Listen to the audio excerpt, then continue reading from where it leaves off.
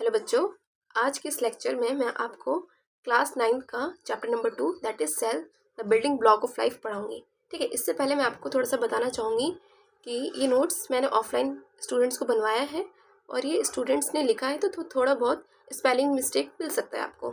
तो जब मैं आपको मेरे नोट्स मेरे द्वारा पढ़ाए गए नोट्स पढ़ाऊँगी तो जो भी स्पेलिंग मिस्टेक्स होगा मैं आपको साथ साथ करेक्ट करती रहूँगी। ठीक है, और आप लोग बुक लेके बैठना और नोट्स को समझना और बनाना। ठीक है, ये एनसीईआरटी है जो कि न्यू अपडेट एनसीईआरटी हुई है, जिसमें बुक का नाम है एक्सप्लोरेशन। ठीक है, साइंस की एनसीईआरटी बुक, मैथ्स की एनसीईआरटी बुक सब कुछ चेंज हुई है ना क्लास 9 में इस साल, तो ये न्यू एनसीईआरटी है एक्सप्लोरेशन। ठीक है, उसके नोट्स हैं, उसी का चैप्टर आज हम पढ़ेंगे। ठीक है, तो आपको इस चैप्टर कैसे पढ़ना है वो भी आपको पता होना चाहिए। आपको इस चैप्टर को अच्छे से समझना है, जो भी नोट्स मैं आपको पढ़ाऊंगी उसको लिखना है, आपको अपनी कॉपी में लिखना है, तभी आप उसको आगे रिवाइज करोगे, आपको ये चैप्टर अच्छे से समझ में आएगा। क्योंकि क्लास 9 का जो साइंस होता है वो अचानक से थोड़ा सा लेवल अप हो जाता है। 8 क्लास की साइंस की तरह नहीं है, ये 7 क्लास की साइंस की तरह नहीं है। आपको प्रॉपर नोट्स बना के पढ़ना है, बार बार पढ़ना है, अपने कंसेप्ट को क्लियर करना है। ठीक है, तभी आपको साइंस अच्छे से समझ में आएगी और इन फ्यूचर आप साइंस फील्ड में जा भी पाओगे। ठीक है, तो टाइम को वेस्ट करे बिना हम चैप्टर स्टार्ट करते हैं। ठीक है, तो चैप्टर का नाम है cell the building block of life. ठीक है, तो ब्लॉक की स्पेलिंग सही कर लेना। देखो, खोलते ही एक स्पेलिंग मिस्टेक मिल गई, ये होगी स्पेलिंग। ठीक है, cell the building block of life. तो उसकी सबसे स्टार्टिंग में आपको थर्मोफाइल्स की डेफिनेशन, एक नॉर्मल सी डेफिनेशन आपको पता होनी चाहिए, इंट्रोडक्शन में दे रखा है। ये क्या होते हैं? The organisms which lives in the hot springs and are mostly heat loving bacteria, उनको हम थर्मोफाइल्स कहते हैं और ये यूनिसेलुलर होते हैं। एक तरीके से बैक्टीरिया के बारे में बताने का एक तरीका है। ठीक है, बैक्टीरिया हमारे यूनिसेलुलर होते हैं और जो थर्मोफाइल्स होते हैं वो हॉट स्प्रिंग में रहते हैं और ज़्यादातर ये हीट लविंग बैक्टीरिया होते हैं।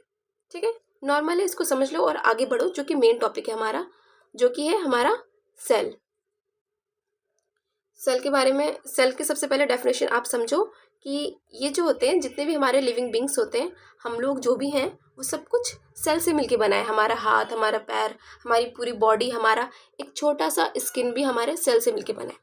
तो सेल क्या होता है? एक स्किन का एक थोड़ा सा भी पार्ट हम लेंगे, जो एक पॉइंट की तरह अगर हम पार्ट लेंगे तो वहाँ पे भी बहुत सारे सेल्स होते हैं। तो सेल सबसे छोटी यूनिट है हमारी बॉडी की। Cell is a fundamental and single unit and the structural unit of life. सबसे पहले आप ये समझो सेल के बारे में। ठीक है, जो हमारी जो पूरी बॉडी बनी है, अगर हम इसका छोटा सा एक पॉइंट भी लें तो वो सेल से मिलके बना है। फिर ये बहुत सारे cell cell cell cell cell cell मिलकर हम लोगों को बनाते हैं, एक ह्यूमन बीइंग को बनाते हैं।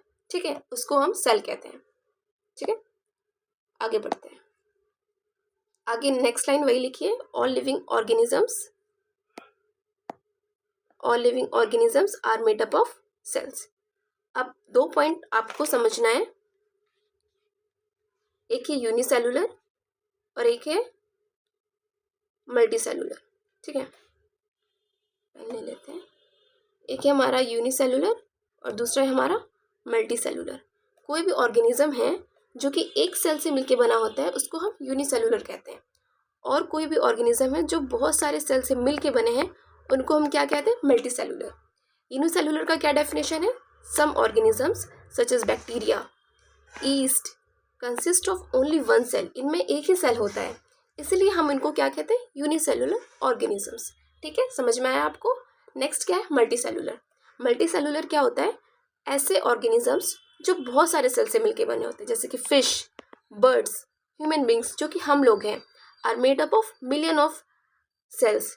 ठीक है, that's work together and this is known as the multicellular organisms. ठीक है, हम लोग जितने भी लोग हैं बहुत सारे सेल से मिलके बने हैं, एक सेल से मिलके नहीं बने हैं, उनको हम मल्टी सेलुलर कहते हैं, और जो एक सेल से मिलके बने होते हैं उनको हम यूनिसेलुलर कहते हैं। सिंपल डेफिनेशन है। यूनिसेलुलर में क्या क्या आ सकते हैं? ईस्ट आता है हमारा, बैक्टीरिया आता है हमारा। ठीक है, अब हम आगे बढ़ते हैं।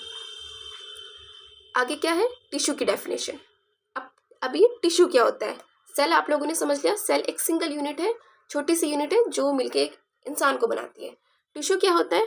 A group of similar cells performing similar functions. ठीक है, जो सेम सेल्स होते हैं अगर वो मिल जाएं तो वो क्या करेंगे? सेम फंक्शन करेंगे।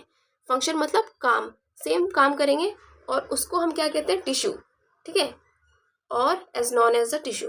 तो group of similar cells performing similar functions, उसको हम टिश्यू कहते हैं। उसके बाद क्या है, ऑर्गन एंड ऑर्गन सिस्टम। जो अलग अलग डिफरेंट टिश्यूज़ होते हैं वो खुद ऑर्गेनाइज्ड होते हैं, एक ऑर्गन बनाते हैं। जो एक सेल्स हैं, जो सेम तरीके के सेल हैं, जो इकट्ठा हो रहे हैं, सेम फंक्शन कर रहे हैं, उनको हमने टिश्यू बोला। ठीक है, अब बहुत तरह तरह के टिश्यू इकट्ठा हो रहे हैं, ऑर्गेनाइज्ड हो रहे हैं, तो वो क्या बनाएंगे, ऑर्गन बनाएंगे। ठीक है, और सेवरल ऑर्गन अगर इकट्ठा हो जाए तो वो क्या बनाते हैं, ऑर्गन सिस्टम। देखो थोड़ा सा कॉम्प्लिकेटेड लग रहा होगा आपको क्योंकि आप फर्स्ट टाइम पढ़ रहे हो इसको। ठीक है, सेल सबसे छोटा यूनिट है। बहुत सारे सेल एक ही तरह का अगर काम करेंगे तो क्या बन जाएंगे, वो टिश्यू बन जाएंगे। ठीक है, डिफरेंट डिफरेंट टिश्यू मिलके एक ऑर्गन बनाएंगे। जैसे कि हार्ट बना दिया, हार्ट में जितने तरीके के टिश्यू हैं वो हार्ट वाला काम कर रहे हैं, तभी वो मिलके हार्ट बना रहे हैं। ठीक है, अब ये बहुत सारे ऑर्गन्स, जैसे कि हार्ट है हमारा, उसके साथ कुछ सर्कुलेटरी सिस्टम होता है जिसमें ब्लड वेसल्स आते हैं, और भी चीज़ें होती हैं। लंग्स भी हमारा हार्ट से कनेक्टेड होता है। ठीक है, तो ये सेवरल टिश्यू मिलकर एक ऑर्गन सिस्टम बनाते हैं। इन सबको हम ऑर्गन सिस्टम कहते हैं। अभी आप आगे आगे पढ़ते रहोगे साइंस में, तब आपको ये सब चीज़ें ज़्यादा क्लियर समझ में आएगी। अभी आपको क्या हायरार्की समझनी है। सेल सबसे पहले आया, फिर सेल सेल मिलकर हमें टिश्यू बनाया, उसके बाद डिफरेंट डिफरेंट टिश्यू मिलके हमारा ऑर्गन बना, और ऑर्गन से हमारा पूरा ऑर्गन सिस्टम बना। ठीक है, बेसिक आपको इस तरीके से हायरार्की की तरह समझना है इसको। ठीक है, आगे बढ़ते हैं। जैसे कि एग्जाम्पल, यहाँ पे एग्जाम्पल किस चीज़ का दे रखा है मैंने, लंग्स का। ठीक है, ऑर्गन क्या है हमारा, एक लंग हमारा ऑर्गन है जिसको हिंदी में फेफड़ा कहते हैं। ठीक है, ये हमारे पेयर ऑफ लंग्स होते हैं। ठीक है, ये हमारा लंग हो गया। उसके बाद ये क्या है, हमारा एक ऑर्गन है। ऑर्गन सिस्टम अगर हम बोलेंगे तो उसको, उसमें क्या क्या आता है, हमारे नेजल पोर्स आते हैं। नाक के जो नोस्ट्रिल्स होते हैं उनको नेजल पोर्स कहते हैं। ठीक है, नेजल पोर्स आते हैं। जो नाक का जो ब्रिज जाता है, नोज का जो ब्रिज जाता है, उसको हम नेजल कैविटी कहते हैं। फिर वो कनेक्ट होता है अंदर से ट्रैकिया से। ठीक है, ट्रैकिया, फिर लंग्स, फिर ये सब मिलके एक रेस्पिरेटरी सिस्टम बनाते हैं। उसी को हम क्या कहते हैं, ऑर्गन सिस्टम। ठीक है, अब आपको ऊपर वाला सेंटेंस समझ में आया होगा कैसे होता है, क्या ऑर्गन होता है, क्या ऑर्गन सिस्टम होता है। ठीक है, चलो अब आगे बढ़ते हैं। अब बुक में तुम्हारा टॉपिक दे रखा होगा स्ट्रक्चर ऑफ सेल। अब स्ट्रक्चर ऑफ सेल में हम बहुत सारी चीज़ें पढ़ेंगे। तो सबसे पहले क्या है, सेल की बाउंड्री के बारे में है। ठीक है, इंटरेक्शन बिटवीन सेल्स, जितने भी सेल्स होते हैं आपस में ऐसे होते हैं। ठीक है, ऐसे ऐसे ऐसे ऐसे, तो आपस में वो कम्युनिकेट तो कर रहे होते हैं ना, इंटरेक्ट कर रहे होते हैं, कुछ भी कम्युनिकेशन उनके बीच में हो रहा होता है। तो interaction between the cell and between the environment, और सेल के बाहर जितना भी इन्वायरमेंट है उनके बीच में जो कम्युनिकेशंस होता है वो कहाँ पर होता है, सेल की बाउंड्री पे। देखो ये सेल की बाउंड्री हुई ना, जो इसके सबसे आखिरी में से गोल सा है। ठीक है, सेल की बाउंड्री पे होता है, और सेल की बाउंड्री को क्या कहते हैं, सेल मेम्ब्रेन। ठीक है, अब हम क्या पढ़ेंगे, सेल मेम्ब्रेन के बारे में। सेल मेम्ब्रेन क्या होता है, cell membrane is a thin boundary, ठीक है, दैट सराउंड्स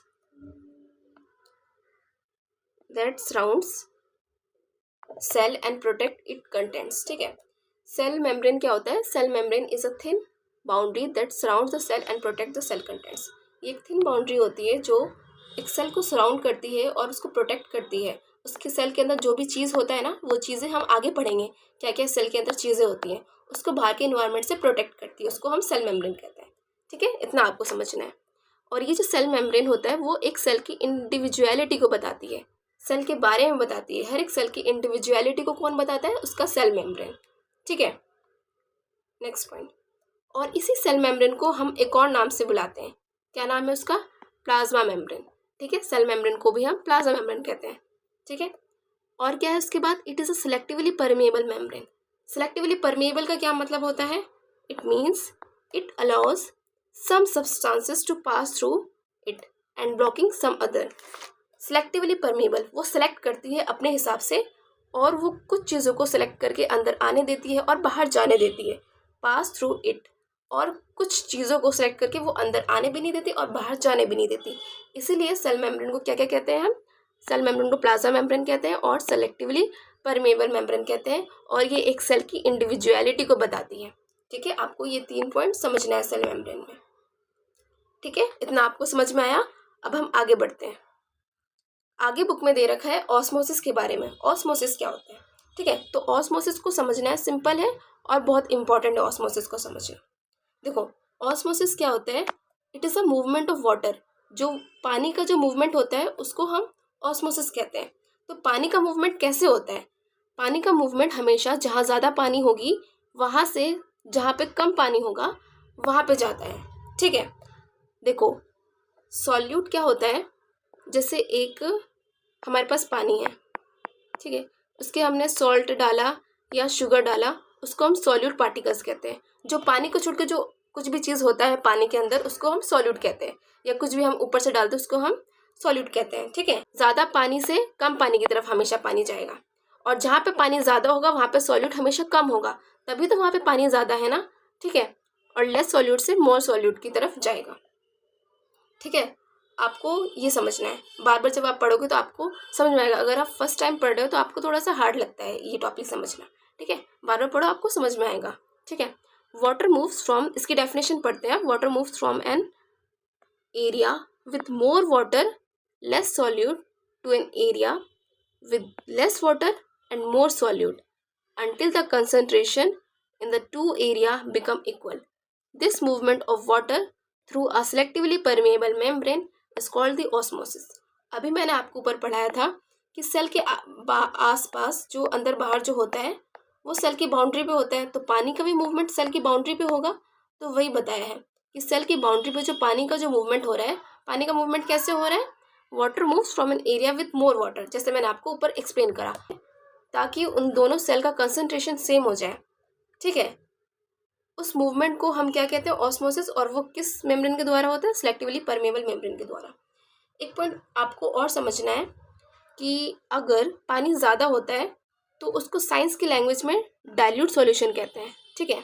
जहाँ भी पानी ज़्यादा होगा उसको हम डाइल्यूट कहेंगे, और जहाँ पे पानी कम होगा और सॉल्यूट ज़्यादा होगा उसको हम कंसनट्रेटेड सॉल्यूशन कहते हैं। ये जो ब्रैकेट में DILUTE और SOL के बाद N लिखा है, इसका फुल फॉर्म है डाइल्यूट सॉल्यूशन।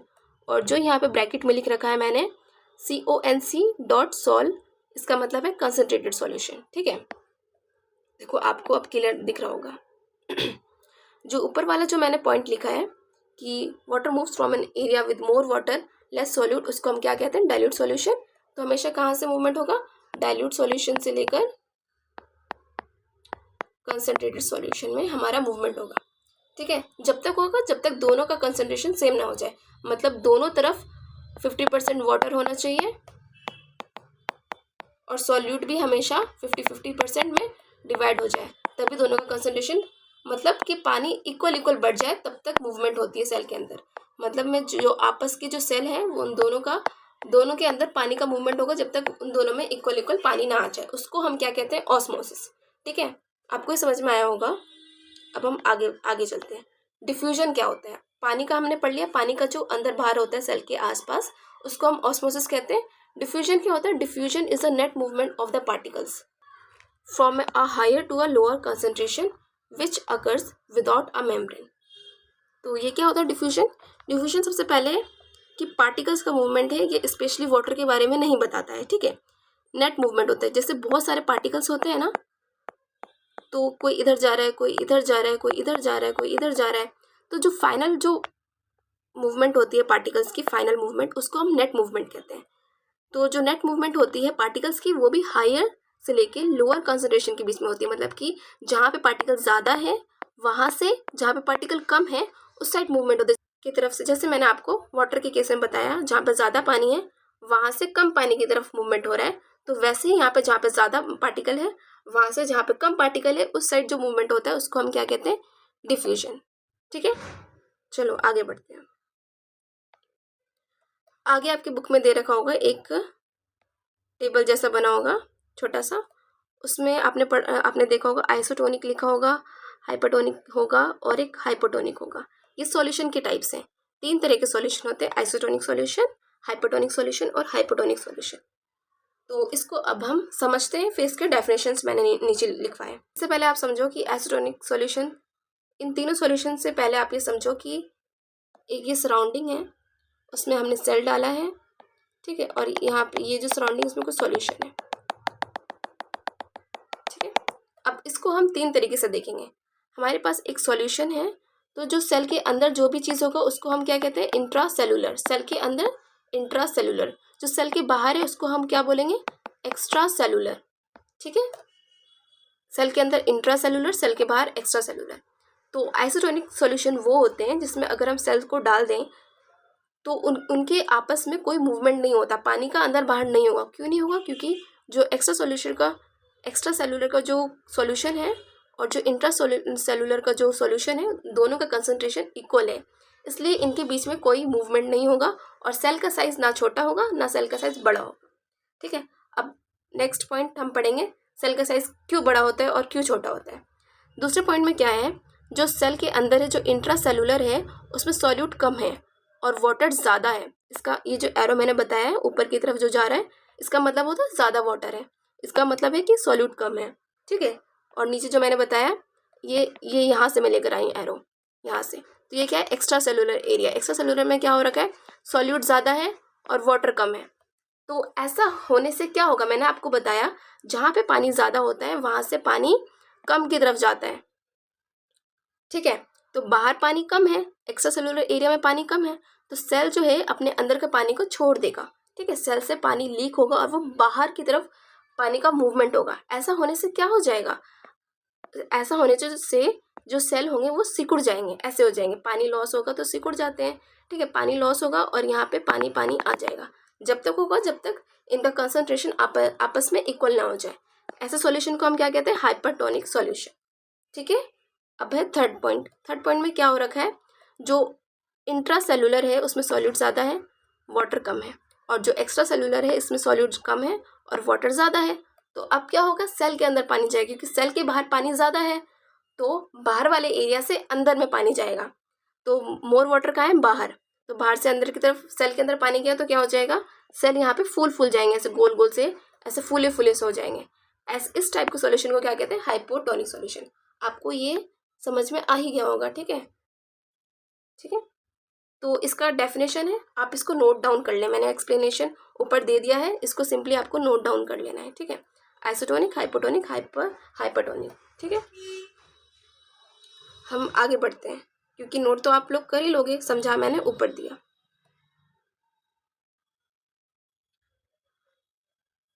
चलो आगे, सेल मेम्ब्रेन कंटिन्यू हो रहा है, ठीक है। बीच में सॉल्यूशन के बारे में दे रखा था।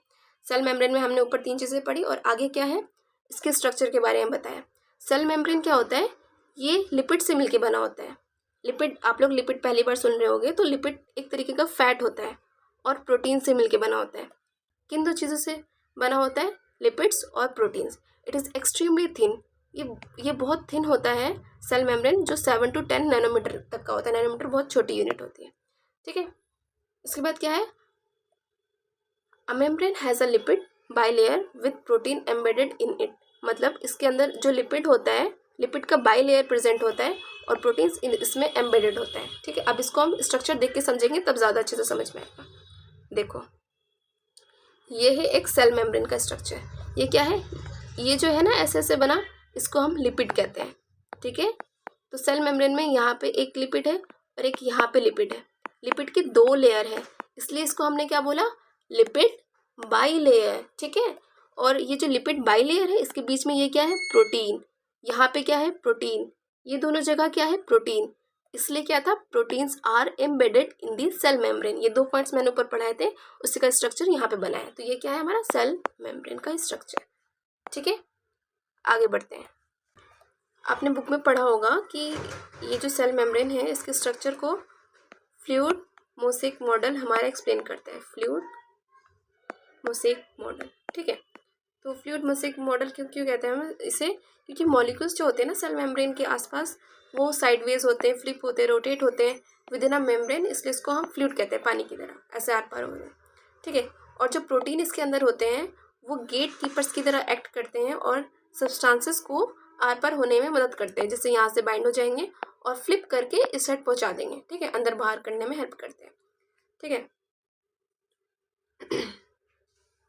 Since the molecules are arranged like tiles in a mosaic, it is called the fluid mosaic model, ठीक है।